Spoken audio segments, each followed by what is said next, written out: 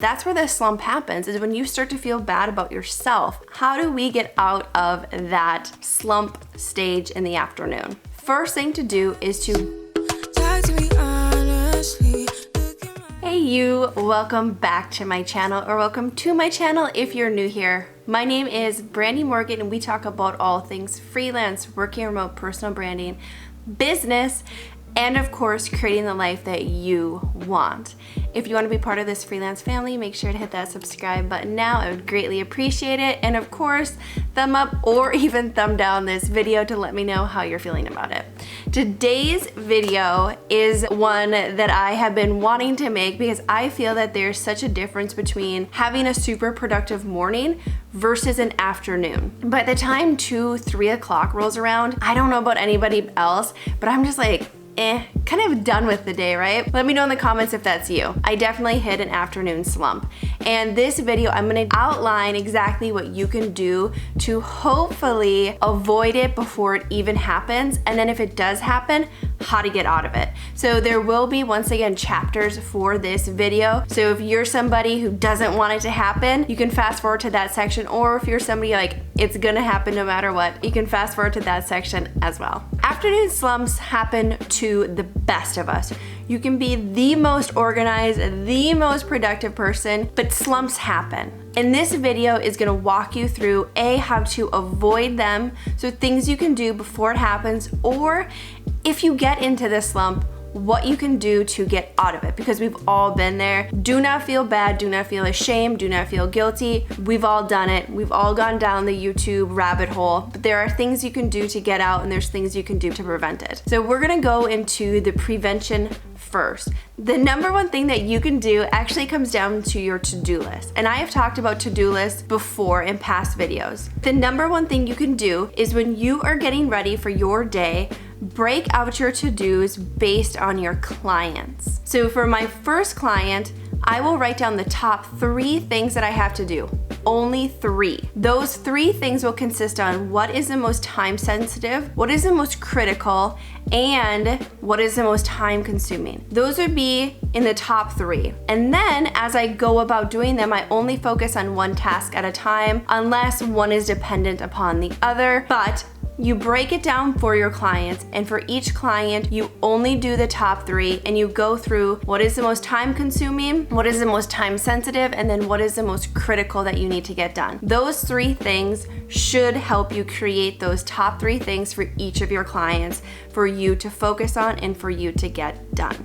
Now that you have those to-dos done, that could possibly bring you just a couple hours or maybe several hours, depending on how many clients you have and how consuming those to-dos are. I know that I've had days where I've only gotten a few to-dos done for a few of my clients because their tasks take anywhere from 3 to 4 hours to do. We've all been there, we get that.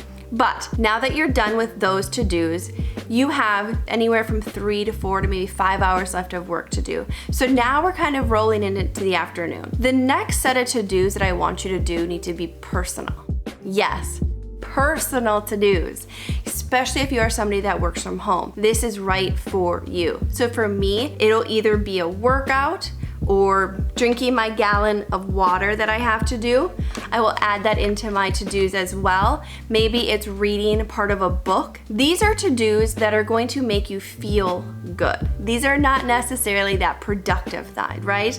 Because you need both. You need to be productive, but you also need to feel good. That's where the slump happens, is when you start to feel bad about yourself and when you start to feel that, oh, I'm not getting anything done. Create your next 3 to-dos that are all about you. An example of mine is I'm doing the 75 hard challenge, so a lot of my to-dos have to do with drinking water, doing a workout, and reading a book. Those are so simple. And by doing them, I'm able to take a step away from my actual work, take a step away from my desk and my work area, and go and do something different to take my mind off of what it is that I'm currently working on. Take my mind out of my work and almost like refresh it. I recommend doing that. So you have your to-dos for your clients that you focus on. Once you're done with them, you bring in your personal to-dos that you are gonna do. Then once you're done with those to-dos, boom, you go back into creating your next set of to-dos for your clients. That sounds so simple. I know, it is that simple and it can work, and it works for me every single day, unless I actually fall into a slump and I don't give myself the respect and the time to do my own personal things during my day, that I get off kilter and I go into my afternoon slump.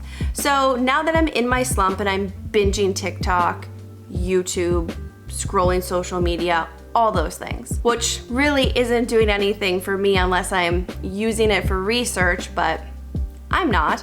So when you're in this place, like I have been so many times, how do we get out of that slump stage in the afternoon? Well, first thing to do is to go put your phone somewhere else. Put it in another room and do not touch it until you are done with your last set of to-dos. Putting your phone away is like the easiest thing to do, but so many of us, including myself, don't do it.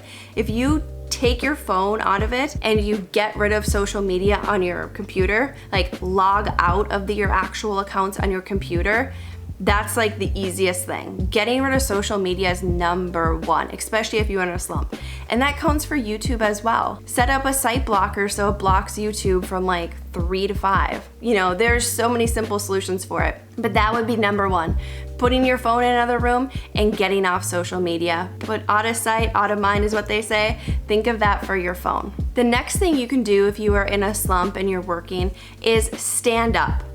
Stand up at your desk, whether you have a standing desk or you need to create one. That is something that I highly recommend. It just sort of changes what you're doing. It changes up your environment just so ever slightly to change your mindset to get to work. The next thing you can do is actually change your environment. Go work at a coffee shop.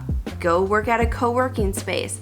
Get out of your actual house and go somewhere and find some place to work. Josh and I used to work our mornings at a coffee shop, come home for lunch, and then spend our afternoons working out of our office upstairs. And that was awesome. The first 5 hours of my day were the most productive out of my whole day. It was amazing. I was so productive when I wasn't at home. So what you can do is you can flip it. Be productive in your morning, do that time for yourself, and then go somewhere else so you're even more productive in the afternoon. Those are my recommendations for having a productive afternoon and getting out of your afternoon slump. If you guys like this video, please give it a thumbs up.